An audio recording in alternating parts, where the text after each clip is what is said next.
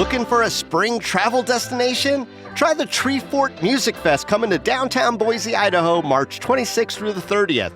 You can catch the full lineup of over 400 artists at treefortmusicfest.com/lineup.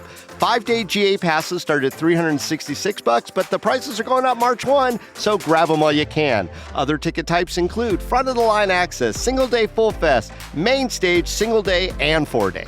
Not to mention hotel packages and fort badges. Find your tickets now at treefortmusicfest.com/tickets. Somehow it's already the last day of February.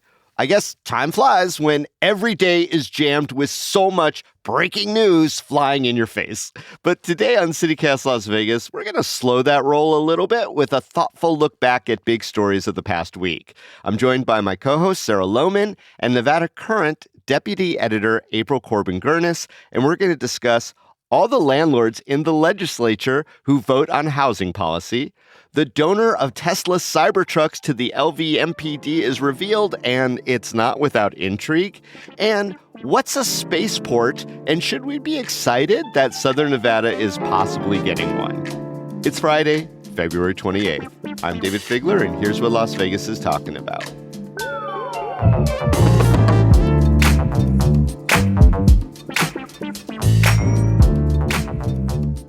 Sarah and April, welcome to the Friday News Roundup. Happy Friday. Hi, David. And welcome to all the new people who are popping in for the Friday News Roundup for the first time. This seems to be a good portal for people to get a taste of what we do here at CityCast Las Vegas. And every Friday we do something called the Hot Headline. Hot headline. I almost missed it, David. You almost missed it. That was your cue. But because our esteemed legislature is in session and it's only 4 months every other year, we've decided to kind of move it around a little bit and make the hot leg line. I'm sorry, the hot ledge line. That was my joke. Leg line. Yeah, so these are things that are striking our fancy coming out of the legislature. But the ledge line today is Lock the Clock Act, heard at the state legislature. This is a bipartisan effort to get rid of daylight savings time. How do you both feel about getting rid of daylight savings? Goodbye. Goodbye, daylight savings. I'm tired all the time. Those 2 weeks of adjustment is awful. And Arizona does it, and Arizona still exists.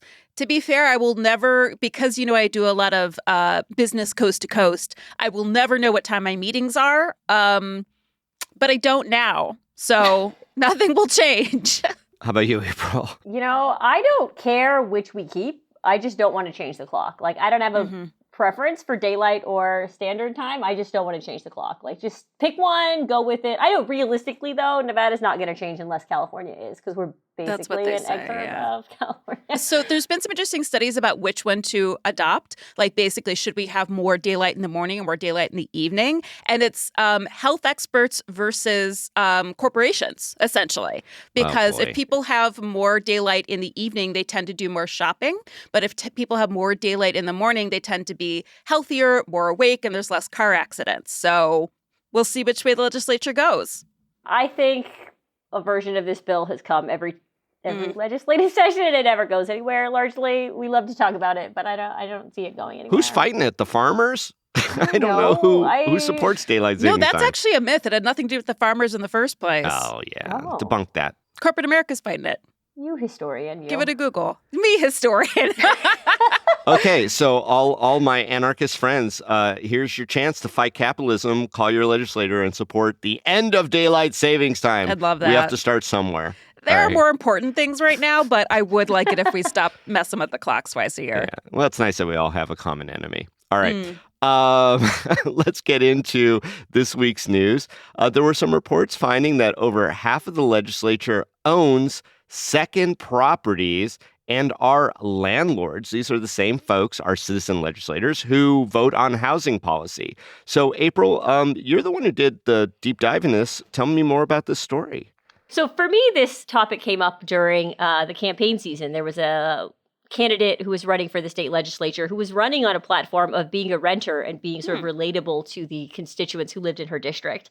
And she said to me, There are districts in Nevada that are primarily renters, yet they're all represented by people who own homes and have land. And I thought to myself, I wonder how true that is. So I decided to investigate, and I looked into it, looking at campaign finance reports that politicians have to submit every year and local property records to find out how many people owned their home. And I found that at least 90% of the 63 members of the legislature are homeowners, and that 90% own homes. At least, yeah. Okay. And then at least 58% of them own additional real estate. Most of them are rental units, meaning there are far more landlords in the legislature than there are renters. Yeah, well, there's far more landlords than not, because that's over half. That's true. Yeah. The lawmakers have to they have to list real estate that they own, and they have to list a reason for why. So like 5 of the units or 5 lawmakers list having vacation homes or timeshares, but the majority of them are rental units. Some people are renting to family members. So, that's, I think, probably a little bit different in some people's minds, but most of them are renters, including there's one state lawmaker who owns, commercial properties. There's a few people who own undeveloped land and recreational land. But it's just another way, I think, to look at the legislature and how representative of people it really is. That's a really interesting point, especially the composition of a citizen legislature is going to have these kind of things coming up. And luckily, we've got people like you, April, crunching the numbers so we could get a better picture. Sarah, are issues like this where legislators could have these kind of conflicting interests a pitfall of our citizen legislature? Should it even matter? Yeah. I have 4 quick... That's a 3. I have 4 quick points to make on this. 1, I'm a big fan of our citizen. 1, I'm a big fan of our citizen legislature. Because our legislature only meets for a couple months every couple years, that means that actual citizens get to participate in our government. In particular, I really think this has an effect on why we have a majority women legislature, because we do have that flexibility for people to have lives outside of politics. 2, though, I think that... Thank you, David. No, I'm loving it. I'm loving it. 2, I think that this speaks to a larger problem in American politics as a whole, in that politicians tend to be wealthy. You have to have a certain amount of wealth accumulation in order to own land and have tenants. So I think that our politicians across the country are generally not representative of the population because they tend to be extremely wealthy people. Wait, before you get to 3, I'm just going to put a little footnote in there. Yeah. Well, and I generally agree with that. But there are some interesting exceptions to that in our Nevada legislature. Oh, and across the country as well. But hashtag AOC, she often gets shamed for the fact that she was bartending when she was running for office, right? Rather than being held up as someone who understands the constituents she's representing. Yeah, I just want to do a shout out to, there's a couple of legislators who are still in school. And my favorite new legislator is a longtime food server over at the El Cortez. There are cool people in our legislature. Yeah. I just wanted a little footnote in there, not to take away from your point, because your point is actually really quite valid. Them. All right, we can love and be critical of people too. Yeah, 3. It is directly problematic because one of the bills that's been proposed this session is about removing fees to tenants. Fees that, as you know, over the past year, I've transitioned from being a renter to a homeowner. And when I was a renter, I had to pay through an app that charged me a convenience fee, but it was my only option to pay. And I was also charged $30 a month for a renter's packet, which included this thing called Pinata, which reported my rent payments to my credit reporting, and also air filter delivery. These are exactly the type of fees that this proposed bill would remove. But if the vast majority of our legislature are landlords, are they going to vote in favor of laws that protect tenants? And the last thing I wanted to say, number 4. 4! Sorry, I was a little slow on that one. Is that since I have transitioned from being a renter to a homeowner and a landlord, I guess it's time for me to run for the state legislature. Boom.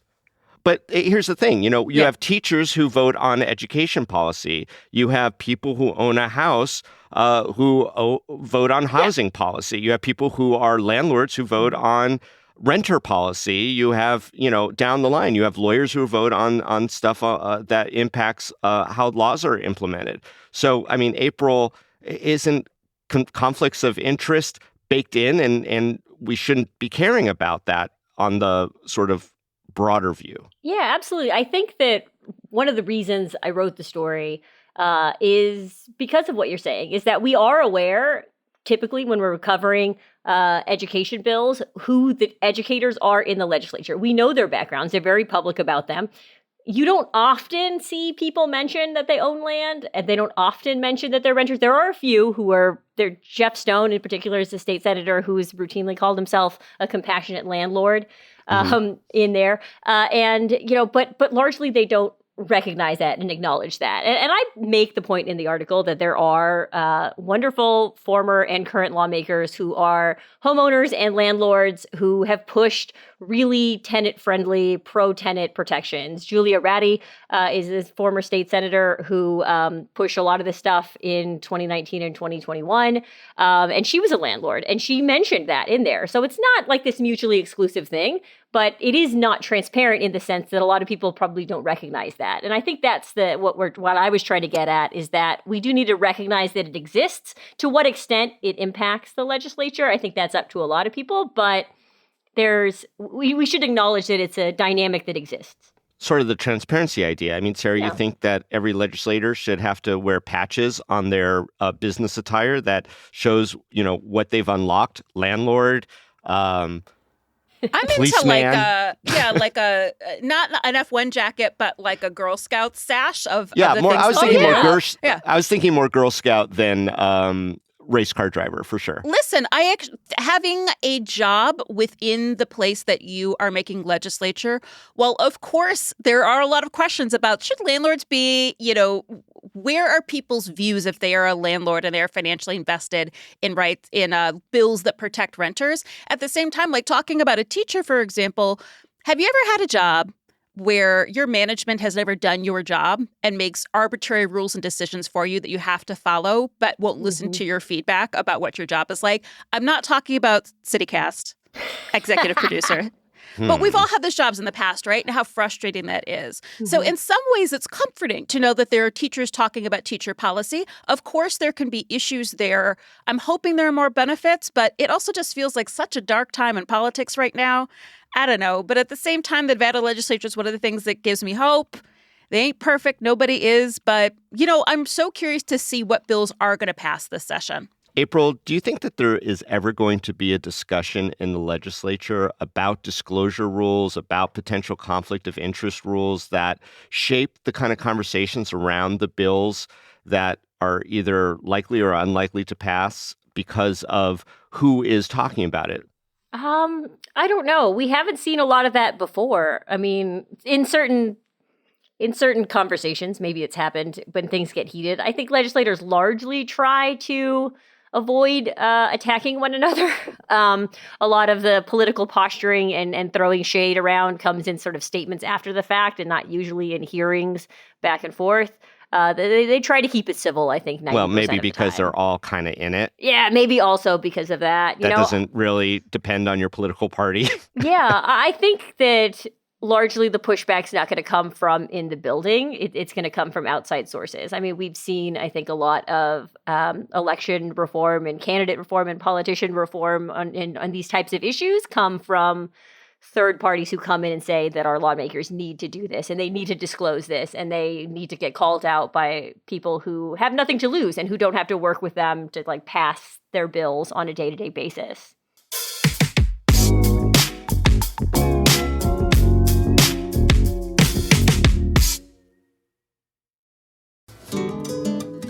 Hey friends, if you love CityCast, there's a way to do us a solid by helping us win Best Vegas Podcast in the Las Vegas Weekly's Best of Vegas Awards.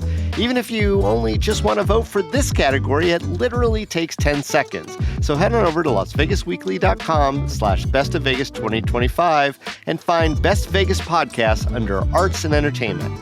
Las Vegas is putting out great weekly and monthly pods for sure, but if you found even one episode of our daily podcast to be indispensable, whether it was our in-depth reporting about the Tesla tunnels, life in a sex club, changing gambling odds, or the best new restaurants you've never heard of, we'd find your vote for us to be an excellent thank you. So head on over to lasvegasweekly.com/Best of Vegas 2025 and vote for CityCast Las Vegas. This episode is brought to you by Peacock. The new Peacock original documentary, Matthew Perry, A Hollywood Tragedy, dives deep into the beloved actor's rise to fame and his tragic death. 5 people, including Perry's personal assistant, 2 medical doctors, and an alleged Hollywood drug dealer known as the Ketamine Queen, were charged with conspiracy to illegally provide Perry with the ketamine. Explore the details of the case in this heartbreaking special, streaming now only on Peacock. All right, let's move to topic 2.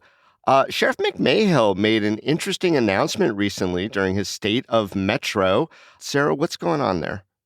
Yeah, so this story is weirder than it's going to first sound like it is. So Sheriff McMahill addressed the public, and he announced that they've received a private donation of 11 Tesla Cybertrucks. So this will be the first and only fleet of Tesla Cybertrucks for a police force in the country. There will be 10 used as police vehicles, and one is going to be outfitted as a SWAT vehicle. McMahill said at first, rather mysteriously, this is a quote from him, and they didn't come out of our budget again. They came out of a very generous donation from an individual. He says again there because it was recently revealed that that donation came from someone who has also donated drones to the police force.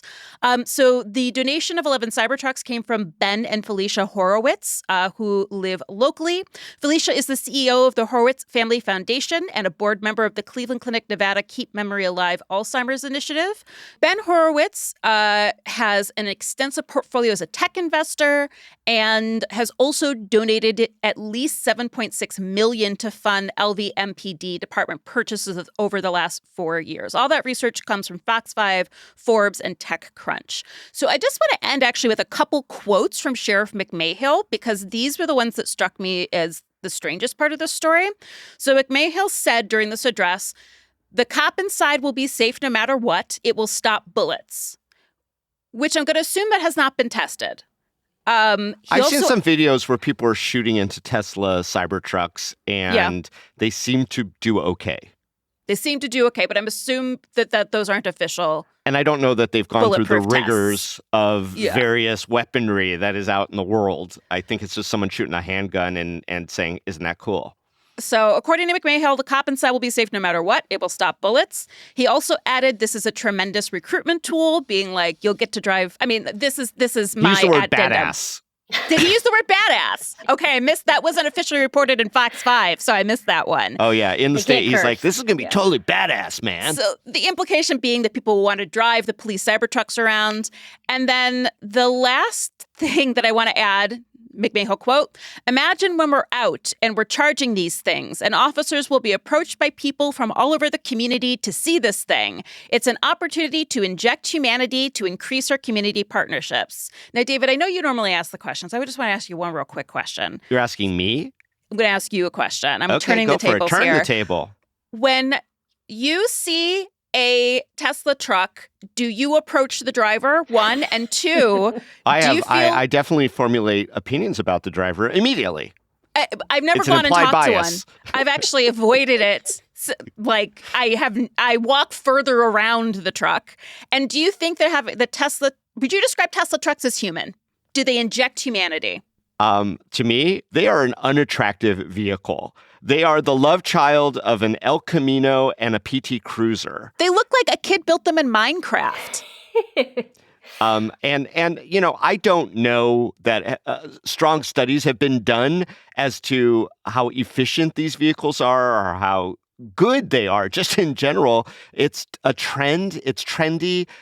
It almost is political in a certain way. It's kind of now making a statement just because of Elon Musk's role in the running of our government. I don't know. What do you think, April, about the sight of a Cybertruck? I mean, I do think they look like a dumpster that a raccoon would try to break into. But I will say that I have a 9-year-old and he thinks they're really cool. Does your 9-year-old also play Minecraft? Yes. Well, point proved. I guess we don't really need to talk about this topic anymore. If 9-year-olds love it, then it's going to make police a lot more friendly to 9-year-olds. And that's the point. Fortnite and they're in that game. I guess there's a thing. And so not all kids, but a lot of kids think they're really cool. So when to give Mayhill, to defend him for a second, I guess, in his position that it does community outreach, is that I do know a lot of little kids who would think it's really cool and would absolutely run up to that truck and absolutely talk to the cop if they were See, there you go. it. But it doesn't come without its baggage, right? Yeah, I mean, it is symbolic in a way. It's almost making a political statement nowadays. Should that be something that and I want to talk about the Horowitzes in particular in a second, but I'm just wondering your general thoughts if, like, Teslas are too charged with symbolism and imagery that it's a good idea for a government entity like the law enforcement to get involved in it. It is troubling to continue to see money go directly into Elon Musk's pocket, considering the high position he is appointed to in our government. Even a smaller contract like this, my first reaction was just more money to Elon. And now he seems to be involved in so many aspects of our federal and state government. It makes me really uncomfortable for an individual to have that much power and to benefit that much financially from our government. Now, this donation is valued at about $1 million. Initially, I think there's two schools of thought. One is, what's the problem? I mean, this is free tech, free stuff being given to the police department. Why should we even second guess it? It's a free donation. It's something that's going to be useful for the police department. Well, I think that we do have to think about the long-term costs, right? Are the Horowitz going to pay for the maintenance of that? Are they going to pay for it when it gets damaged? I think there's a lot of reporting in car techie circles that these cars are expensive to fix, that they have a lot of problems. There's been, I think, several recalls on them. Who takes care of all of that? And insuring them is difficult. I don't know. I think there's long-term costs that you need to sort of think about in terms of, is this a good investment? And also, it's the fact that, if somebody wants to give you $1 million worth of, Cybertrucks, at some point you have to go to your donor and say, hey, this is really nice, but, we could use a ton more Ford Rangers or what, I don't know, the trucks. You know what I mean? Some other one. Yeah, like a Ford Bronco. So I have a question. Why are Ben and Felicia Horowitz donating Cybertrucks to the Las Vegas Metro Police Department? See, this is my second part of the conversation, Sarah. So glad that you asked. Here's the thing. The Horowitzes have made a lot of money off of tech investment. They are involved in a lot of tech companies that provide hardware. For instance, back in November, it was reported that these sort of drones that raised issues of civil liberties and things like that had been donated by the Horowitzes to the Las Vegas Metropolitan Police Department Foundation. And that's another interesting point. These aren't direct donations. These are going through an ancillary nonprofit that is designed to help Metro in a lot of ways. It's a perfectly legal thing, and it happens all across the country. But it is a way to avoid certain scrutiny and discussions. That said, they've also donated things like license plate reading technology that is being used a lot to cite a lot of people and to bring a lot of people into the criminal justice system. Are the Horowitzes benefiting financially from these donations indirectly? Yes. So, it's weird because Horowitz is donating stuff that benefits the companies that he invests in. So it kind of is like a little bit of a log rolling thing. But it does lead one to wonder how much influence this tech investor is having in the policy decisions of the Las Vegas Metropolitan Police Department, especially as Kevin McMahill in that same address that talked about these Cybertrucks talked about how he wants to have speeding camera technology installed throughout the county so that people can get tickets from cameras. And I would bet you dollars to donuts that if you start following the money, that comes from some tech company. And the Horowitzes are involved in a lot of tech companies, and that is worthy of exploring because ultimately that's what it comes down to, right? Why are these private individuals doing workarounds, perfectly legal again, to get tech and conversations about tech with LVMPD? How does that possibly benefit the Horowitzes and their investments in tech companies for the future? And also, what about all the companies that would normally go up for bid, whose technology would be vetted and screened and discussed in public forums, potentially being iced out? It's all very, very convoluted and deserves a lot more attention locally than I think we've been giving it in lieu of saying, wow, that's cool, someone's giving us Tesla Cybertrucks. So a point of clarification, the Horowitzes are donating equipment from companies that they invest in. So the Correct. sale of these products, these tech products, indirectly benefit him. But then as the Cybertrucks, as the drones need to be repaired and replaced over time, that it continues to benefit the companies that the Horowitz invest in. Well, yeah, but also financially. as it shapes policy in the future, it's going to benefit those tech companies that Metro has an existing relationship with.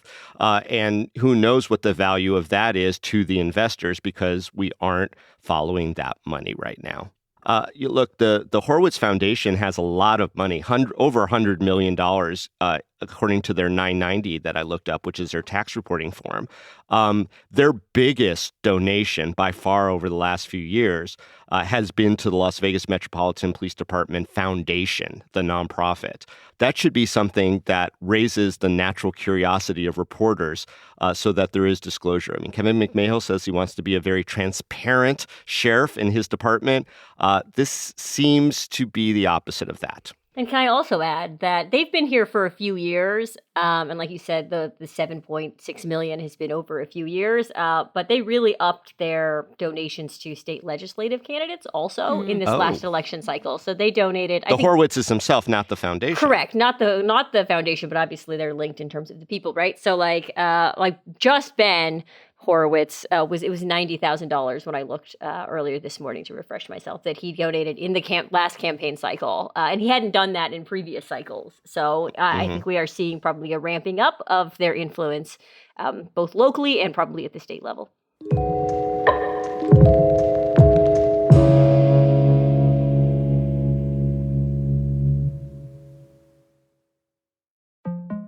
TaxAct knows small business owners can sometimes use a little help with their taxes. That's why TaxAct has Expert Assist, a team of live tax experts ready to answer any questions you may have. Think of them as your own personal sidekick. Not like one of those funny talking animal sidekicks, more like the super smart nerding out on tax code and business casual attire sidekick, but just as helpful and lovable. TaxAct. Let's get them over with. Building a portfolio with Fidelity Basket Portfolios is kind of like making a sandwich. It's as simple as picking your stocks and ETFs, sort of like your meats and other toppings, and managing it as one big, juicy investment. Now that's pretty good. Learn more at fidelity.com/baskets. Investing involves risk, including risk of loss. Fidelity Brokerage Services, LLC. Member NYSE SIPC. All right, let's move on to topic 3. The Las Vegas Spaceport project is back in the news, but you're probably first asking, what the hell is the Las Vegas Spaceport project? Well, it's yet another big-time project with a big-time developer. This time, he's going to build something in Las Vegas that's going to allow the launching of private satellites into outer space, and that there's also going to be like rocket launches, and there might be a tourism component to it, and a space hotel, and it's like the renderings are very, very Jetson-esque. This is a project that hasn't broken ground yet, but it has been reported on fairly heavily. It's in the news lately because part of this project is going to potentially impact groundwater in Pahrump. And so the Nye County Water District's governing board, that esteemed entity, was asking a bunch of questions of the CEO, Rob Lauer, about his vision for this spaceport. And he basically said, look, it's going to happen. We're going to do it. It's going to be great. So what do you think about Las Vegas being a hub for launching rockets into space? And more importantly, what other fanciful projects could we build on the huge plots of land that are in and around Las Vegas? I have no opinions about rocket launching. It is not my area of expertise. I did think of a good business investment, though. A couple weeks ago, we talked about the closing of Whiskey Pete's and in general, like what is to be done about What's Prim. to be done with Prim, yeah. What's to be done with Prim. And I didn't have a good answer at the time, but now I do. Why isn't it an amusement park? Like, we have really lamented the loss of the roller coaster at Buffalo Bills. Like, why not put a Six Flags there? Just less than an hour outside of Las Vegas. There are hotels there. Put a water park there because that one between here and LA also got shut down. I think it'd be a major attraction for people who don't want to go all the way to Disneyland. And it could be a Six Flags, but we could also just call it Lotto Land and just expand that little convenience store on the California side. And you can go into this whole place and there's Is there a ride where you go into a tickets. machine and you pop out like a little bubble ball? Yeah, and there's like a giant scratcher, and like, of course, you could buy lotto tickets. But I think that Prim should be an amusement park called Lotto Land. Okay. I love that. Sign me up. I will invest in that. Yeah, April, right? April A, thoughts on Spaceport? If I could just say, I know that all you longtime Las Vegans miss Wet and Wild, and this is another solution there. So, we have Wet and Wild like places around all Bunga over. Bay, sure. But an amusement park less than an hour out of town? Come on. April, what do you think about Spaceport and or fanciful projects that you'd like to see? I tend to be in the category of the detractors who think that this is a lot of. I think this company is. Is the word you want to use hooey? Who? Yes, a lot of hooey. No, I don't say that word very well. No, I tend to be one of the people who thinks that project is trying to make the news so that it can attract investors. You know, it's feeding itself to try and make itself happen, and I don't think that it's quite there. Maybe they'll prove me wrong, but that's what I think. I do think, for my big idea, is I want to bring back the 2021 proposal that was in the legislature about blockchains bill. Do you guys remember blockchains? This was blockchains. Did that turn out to be a scam or was that a real thing? Did it eat all the energy that it needed to continue blockchainery? Is this tied into cryptocurrency? I can't remember anything. All of the above. So back in 2021, then Governor Steve Sisolak worked together with some, rich people who owned a lot of land up in Story County in northern Nevada to propose allowing a tech company who owned a bunch of land to basically set up their own form of local government, and they could run their own cities and municipalities. I remember this story. Through using blockchains, like the technology or whatever. And this idea was floated and sort of like absolutely laughed out of the legislature.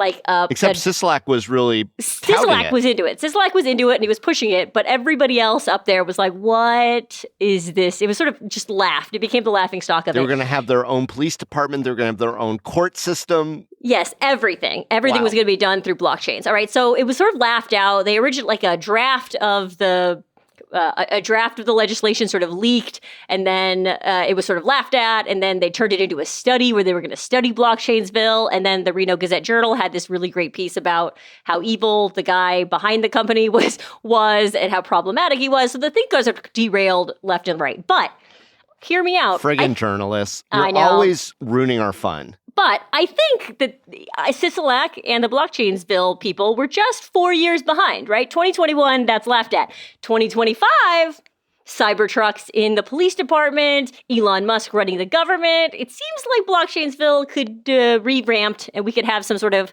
techie dystopian future town, maybe right next to Spaceport. It sounds like Spaceport could be a part of that. You meant to say this, but you said dystopian, Oh, which is the perfect blending of I love dystopian that. and stupid. That's a great Leave it in. portmanteau. That's exactly where we are. Our dystopian future. Yes. Love it. I think we should bring it back. I don't really think that, but we should bring it back. It would be fun to write about. I'm with you, April. I'm going to file Spaceport under a lot of other proposed projects that seem to be more hype than substance, looking for investors to believe in them. All right, well, that's another Friday News Roundup in the bag. Sarah and April, always fascinating talking about the news with you two. Thanks so much for joining us. Thanks for having me. Thanks, David. What a pleasure.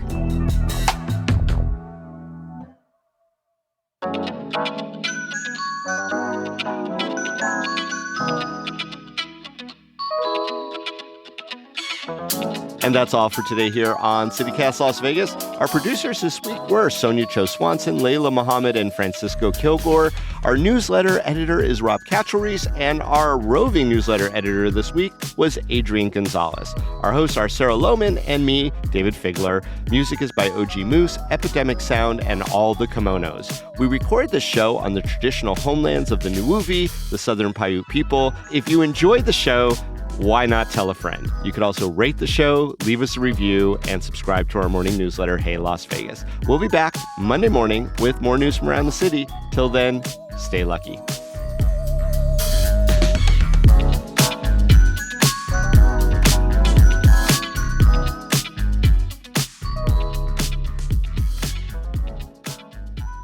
My God, today I think I am having a stroke. You're not having a stroke. You're fine.